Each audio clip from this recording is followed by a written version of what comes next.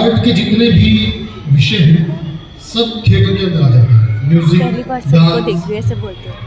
और आर्ट के जितने भी जैसे ललित कला है वो भी आ जाती है। और यदि हम लोग डिफाइन करें, जैसे मैडम ने कहा कि हमारे पास माइम आ गया था, हमें नहीं पता था, या फिर नाटक है, स्किट है, तो सभी अलग अलग विधाएं हैं और छोटा छोटा सा अंतर है।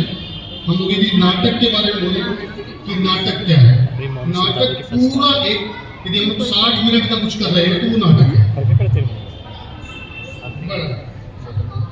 और वन एक्ट की बात करते हैं, जैसा हमारे पास लिखा हुआ था कि वन एक्ट मतलब एक अंक का, जिसके अंदर सिर्फ एक अंक हो, जिसकी कहानी ये ना हो कि अभी मैं मंच पे हूँ, अभी मैं रेवाड़ी की बात कर रहा हूँ और उसके जस्ट अगला सीन जो आएगा वो रोहतक का आ गया,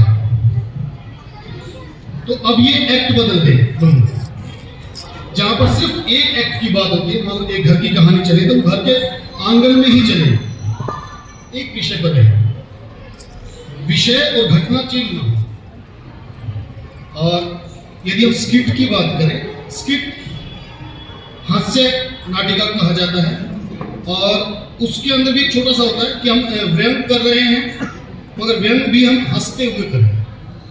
किसी का मजाक उड़ा रहे हैं तो हम हंसते हुए उसे प्रेजेंट करें ताकि उसको हर्ट ना हो।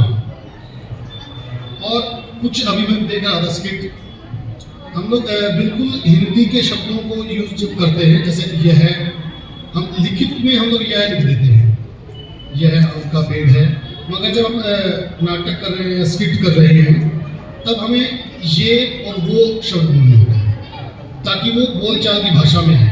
क्योंकि बोलचाल की भाषा में कभी भी हम ये नहीं बोलते कि यह है, ये है, ये बोलते हैं या वो है। और बच्चों ने बहुत अच्छा पसंद किया, बहुत सारे स्किट।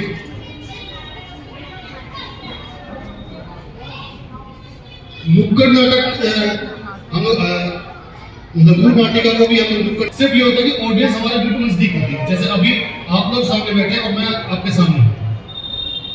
नाटक में हम लोग फिर भी ये मान लेते हैं कि एक दीवार मेरे राइट में, एक दीवार मेरे लेफ्ट में, एक दीवार मेरे पीछे, और इमेजिनरी हम लोगों को माननी होती है कि सामने भी दीवार है, आप मुझे दिखाई नहीं दे रहे, सिर्फ मैं बोलने जा रहा हूँ। और नुक्कड़ नाटक के अंदर वैसे कहते ये हैं कि नुक्कड़ नाटक जो होता है वो सबसे मुश्किल विधा है, क्योंकि आपको ऑडियंस बिल्कुल सामने है और कभी भी